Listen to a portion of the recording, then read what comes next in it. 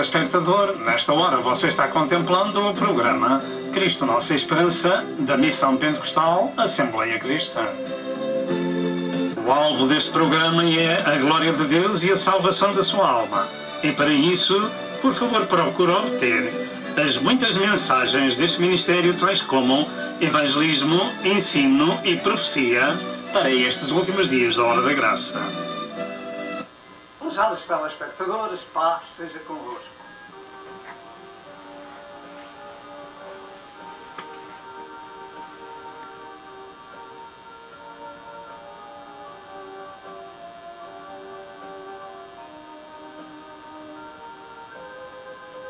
Prezado telespectador, de novo junto de vós, para vos falar das Santas Escrituras, de Deus, de Cristo e do seu grande amor por nós. Paz seja convosco. A meditação de hoje engloba a leitura de diversas Escrituras, mas o meu tema, ainda que é uma curta mensagem, é o amor de Deus para com o homem. Deus ama os pecadores. Cristo Jesus foi chamado o amigo dos pecadores. Ninguém tem maior amor do que este, que alguém dá a vida pelos seus amigos. Jesus disse. Assim, como compreenderemos o amor de Deus? Eu creio que a resposta se compreende pela maior dádiva que o Divino Criador jamais agraciou a humanidade. Deu o melhor que tinha na sua casa, isto é, deu o seu Filho unigênito para morrer pelo homem. Eu creio que não existe maior e mais profunda mensagem do que seja a mensagem do amor de Deus, revelada no sacrifício de Jesus Cristo, o seu Santo Cordeiro. Segundo a Santa Escritura, em 1 João 4, verso 8, diz que Deus é amor. E para provar aos homens quanto o Senhor amava a sua criação, que por causa do pecado está separada de Deus, este glorioso Senhor encarnou na pessoa de nosso Senhor Jesus Cristo para poder ser sacrificado e salvar a humanidade. Ora, Deus é Espírito e um Espírito não pode morrer. Por consequência, Deus preparou assim o seu plano, transformar-se em homem para poder morrer pelo homem, fazendo um único sacrifício para salvar todas as gerações. Não é isto maravilhoso? Deus deu o melhor que tinha na sua casa, por si e por mim, para nos levar para um bom lugar no céu, onde as ruas são de ouro e as portas são de pérola. O Senhor Jesus Cristo pagou com a sua morte vicária, com o seu sofrimento no Calvário, esse lugar maravilhoso. Comprou-nos para Deus Pai, com o seu próprio sangue, entregou-se por cada um de nós, deu a sua vida por cada um de nós, e assim mostrou ao mundo quanto amava a humanidade e mostrou o amor de Deus. Deus é amor. Diga com a sua boca: Deus é amor. E agora diga também: Deus me ama e me quer salvar. Se você não é uma pessoa salva, Deus quer salvá-lo, porque eu sou igual a si, um homem como outro qualquer. E Deus me salvou por misericórdia. Concedeu-me o perdão, a salvação, me redimiu com o sangue do seu Filho e me chamou para ser seu servo. Como compreendemos o amor de Deus? É na dádiva. Deus deu. Louvado seja Deus. Isto está escrito em João 3, 16 e 17, afirma que Deus amou o mundo de tal maneira que deu o seu Filho unigênito, para que todo aquele que nele crê não pereça, mas tenha a vida eterna. Porque Deus enviou o seu Filho ao mundo não para condenar o mundo, mas para que o mundo fosse salvo por ele. Deus deu. E por isso compreende-se como Deus ama. Deus deu o melhor que tinha na sua casa, deu o seu Filho para ser sacrificado em nosso lugar. Em Romanos 5, verso 8 diz: mas Deus prova o seu amor para connosco em que Cristo morreu por nós, sendo nós ainda pecadores. E isto é maravilhoso. Não foi por as pessoas santificadas que Jesus morreu, foi pelos pecadores, para os santificar. O amor compreende-se pela dádiva sem esperar recompensa. Foi isto que Deus fez, dando o seu Filho ao mundo, para que o mundo, através do seu sacrifício, seja salvo e redimido pelo seu precioso sangue e tenha a vida eterna e não entre em condenação. Deus não espera recompensa. Sabe, a única recompensa que Deus espera de si e de mim é que a gente se renda a Ele, que possamos dar o nosso coração, o nosso espírito, e Ele veio fazer morada em nós. Como está escrito em Apocalipse 3, verso 20 e verso 21. Louvado seja o nome do Senhor. Compreende-se também o amor de Deus pela condição do homem. Ninguém jamais poderá entender o amor de Deus sem que saiba primeiro a sua condição. A relação com a sua vida e para além da morte. Porque se no tempo de vida terrena formos redimidos com o sangue do Cordeiro de Deus, teremos na casa do Pai essa gloriosa vida eterna, sem lágrimas nem dores. Ora, nós precisamos de compreender a nossa condenação e a nossa condição. É isto que nos espera se partirmos à eternidade, sem salvação, sem o amor de Deus em nós. O homem é um pecador por natureza e precisa de arrependimento e confissão dos seus pecados e mudança de vida. Então será uma nova criatura, terá uma nova criação moral na sua vida. O grande problema da humanidade reside em mesmo saber a sua condição. O homem vive duas vidas, uma terrena e outra após a morte física. E esta é eterna, num bom ou num mau lugar. Um bom lugar com Deus no céu da glória, ou então na condenação eterna do inferno, em eterno sofrimento, como a figura da história do rico e de Lázaro, de São Lucas 16, 19 a 31, que Nosso Senhor Jesus Cristo ministrou. Devido a este facto e por esta razão, precisamos de saber em que situação nos encontramos perante as leis divinas do nosso Criador, porque o homem não é uma coisa vulgar. Ele foi criado à imagem e semelhança de Deus, o seu Criador, e com domínio sobre o resto da sua criação divina, como diz em Gênesis 1, verso 26 e verso 27.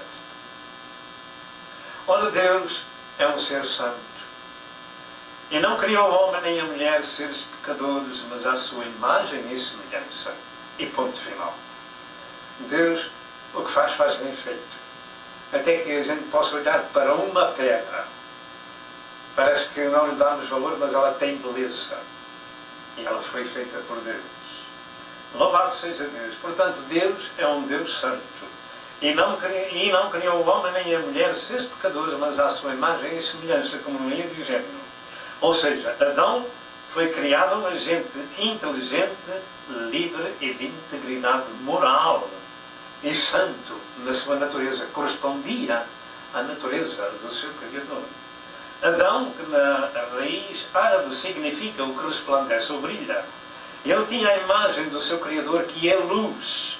1 João 1, verso 5 e verso 6.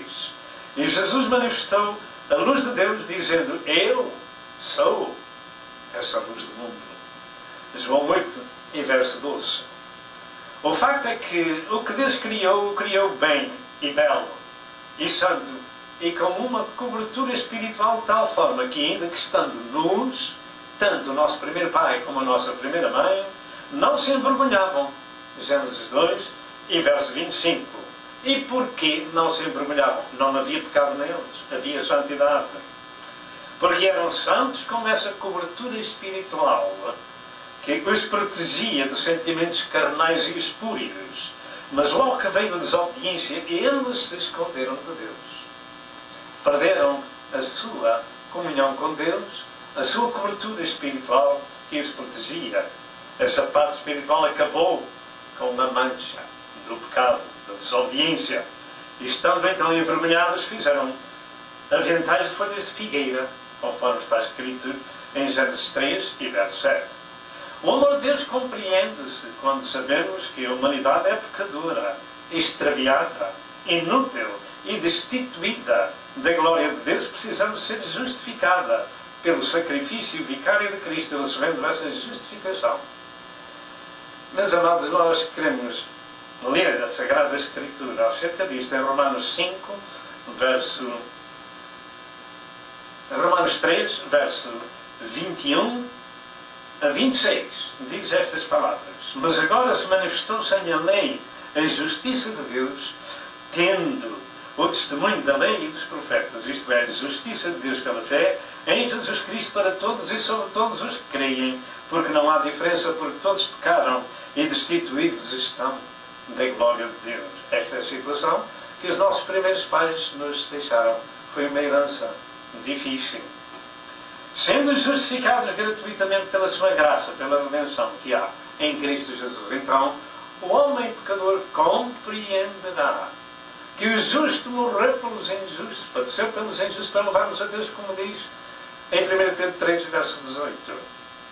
O homem precisa ser justificado, compreender a sua situação de pecador destituído e receber a justificação de Deus e a redenção pelo sangue do Cordeiro de Deus, ao qual Deus propôs para propiciação pela fé no seu sangue, para demonstrar a sua justiça pela remissão dos pecados antes cometidos sob a paciência de Deus, para a demonstração da sua justiça neste tempo presente, para que ele seja justo e justificador daquele que tem fé em Jesus. Ora, a fé vem por ouvir e ouvir a palavra do Senhor.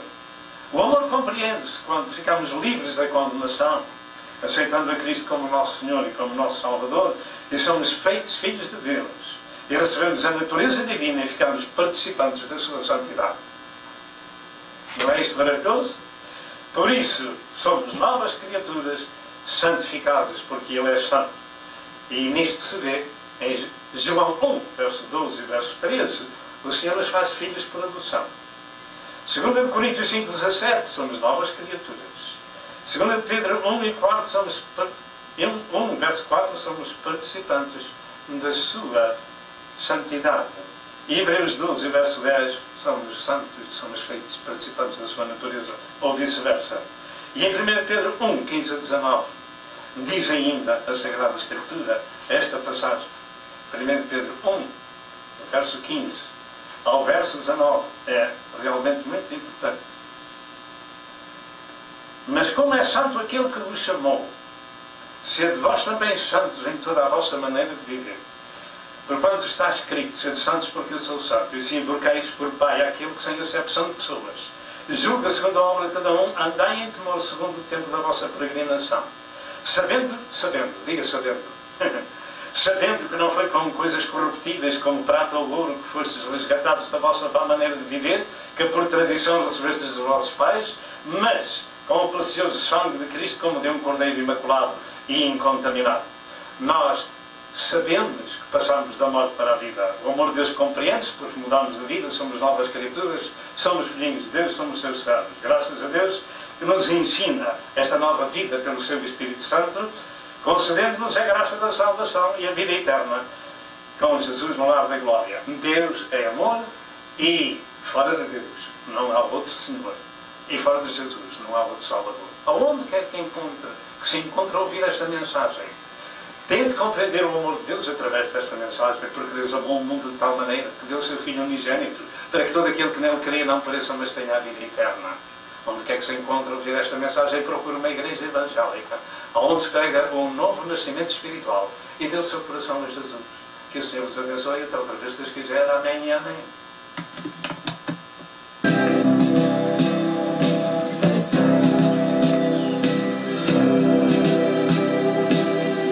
Prezado telespectador, eu creio que você foi abençoado com a mensagem deste dia.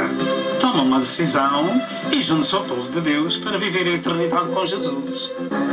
Por favor, telefone para Pastor Sousa. Que Deus o abençoe e até ao próximo programa, se assim Deus o permitir.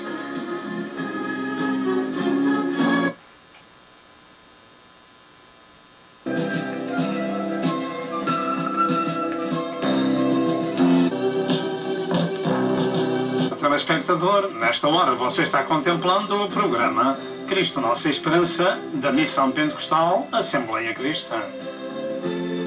O alvo deste programa é a glória de Deus e a salvação da sua alma. E para isso, por favor, procure obter as muitas mensagens deste ministério, tais como evangelismo, ensino e profecia para estes últimos dias da Hora da Graça. Prezados telespectadores, paz seja convosco.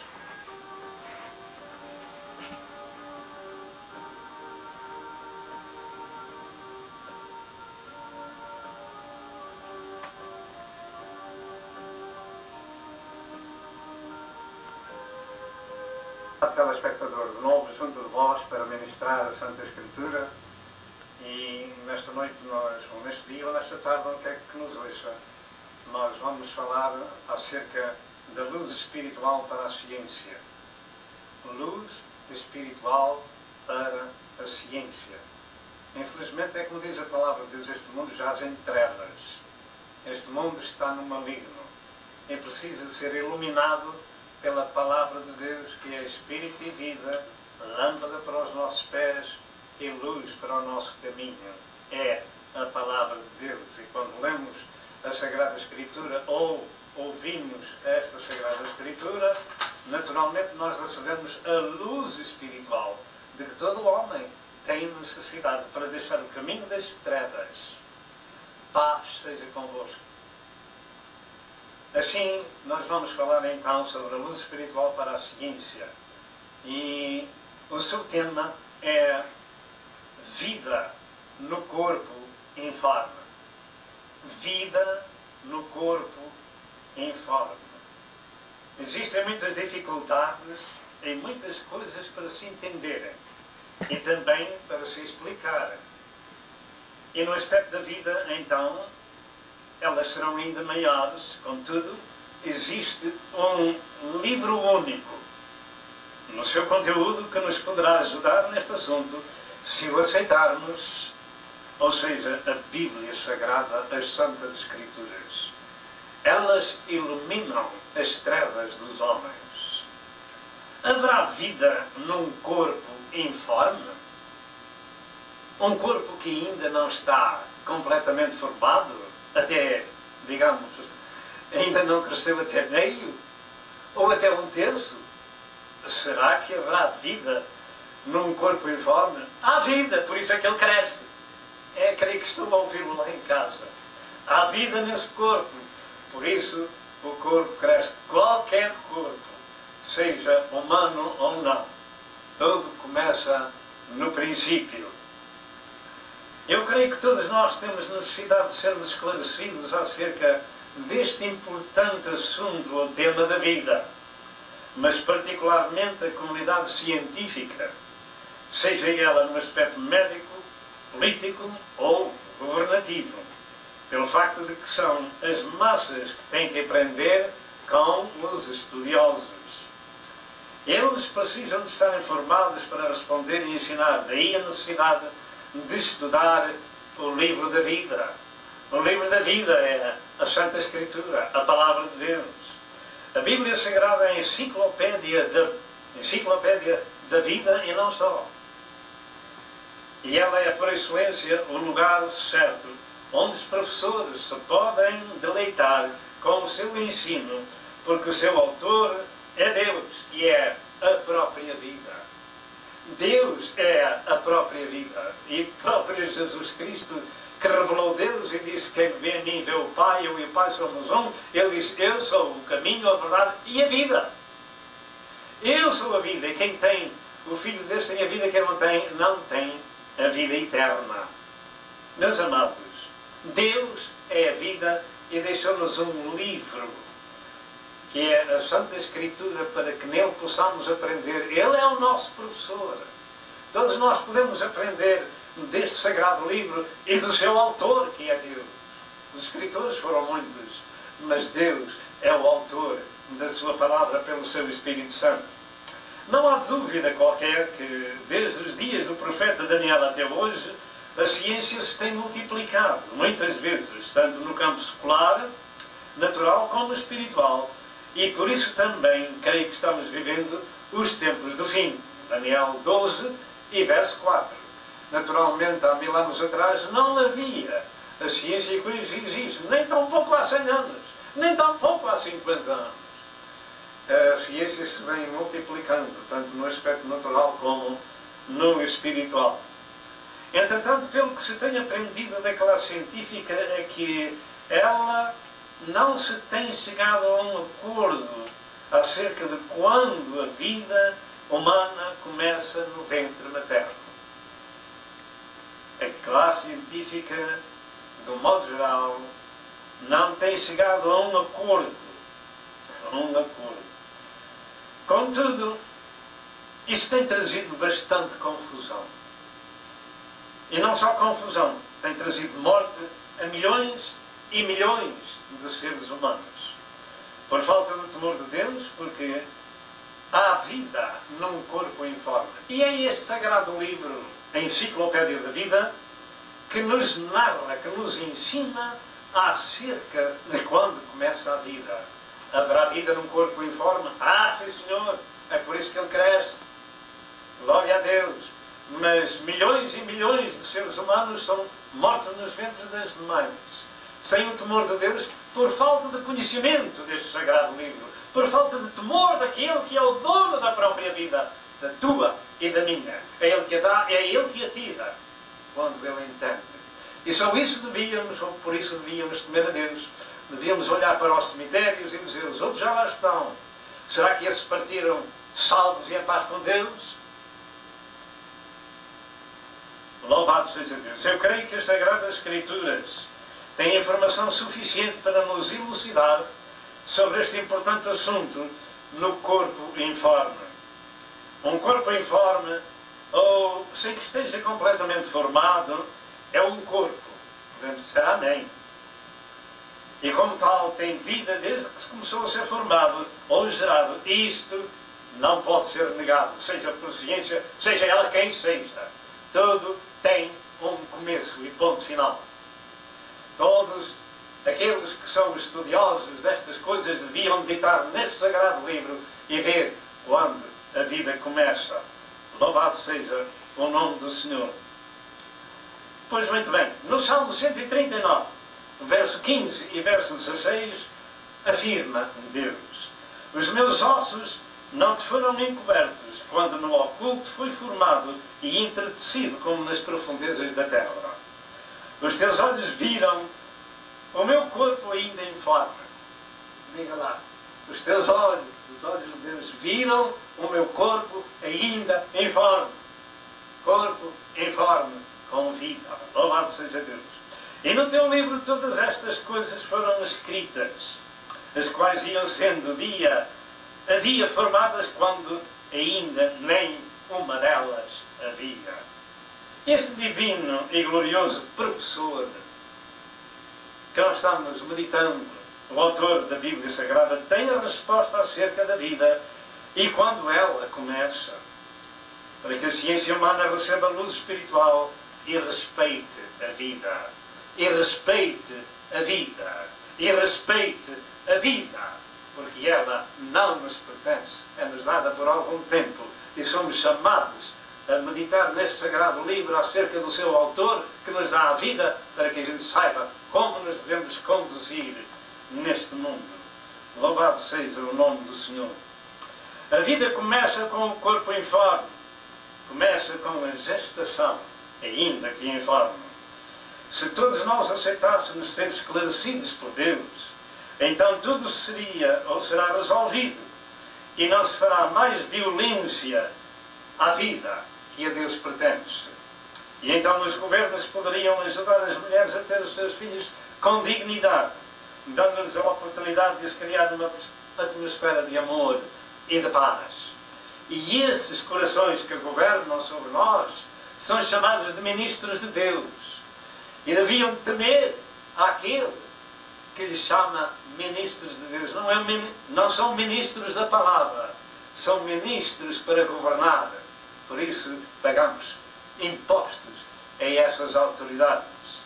De maneira que todos eles deviam meditar neste sagrado livro e saber qual é a capacidade que Deus lhe confere como ministros de Deus nesse aspecto, para que temessem a Deus.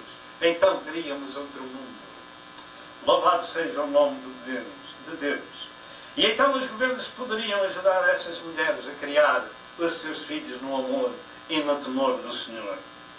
A palavra de Deus dá luz, dá entendimento aos simples. Salmo 119 e verso 130. E Jesus Cristo afirmou: eu sou a luz do mundo. Quem me segue não andará em trevas, mas terá a luz da vida.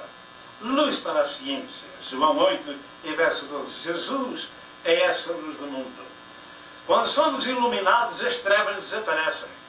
O problema é sermos iluminados por nosso Senhor Jesus Cristo, que diz: eu sou a luz do mundo. Quem me segue não andará em trevas, mas terá a luz da vida. Então, temeremos ao Senhor quando temos essa luz. E não só, não temos somente a luz, mas temos aquilo que a luz veio fazer neste mundo. Temos a salvação graciosa de Deus e a comunhão com o Senhor da Glória, o autor deste sagrado livro. A resposta está realmente em termos Jesus como nosso iluminador, nosso Senhor e nosso Salvador, porque além dele outro não existe, como está escrito em Atos 4 e verso 12, debaixo do céu, não há outro Salvador, não há outro nome pelo qual devamos ser salvos. Eu creio que quando o homem é salvo, seja ele um pobre cavador, ou seja ele um maior universitário, todos eles devem meditar nessa Sagrada Escritura, que é uma mensagem para todos os homens, seja qual seja a sua capacidade intelectual. Aqui todos aprendemos de Deus que é manso e humilde de coração. E então tudo irá bem. Não quer você que ouve a palavra de Deus neste dia ser um desses? Dê hoje o seu coração a Jesus. Procure na sua área uma igreja evangélica onde se prega o novo nascimento espiritual. E aí, dê o seu coração a Jesus e será uma nova criatura. Uma pessoa de novo nascida e que tem a luz do mundo em seu coração e não tem mais trevas. E sabe quando é que começa a vida. E num corpo informe, essa vida se desenvolve até ao tempo de vir a este mundo. Que o Senhor vos abençoe. Amém e amém.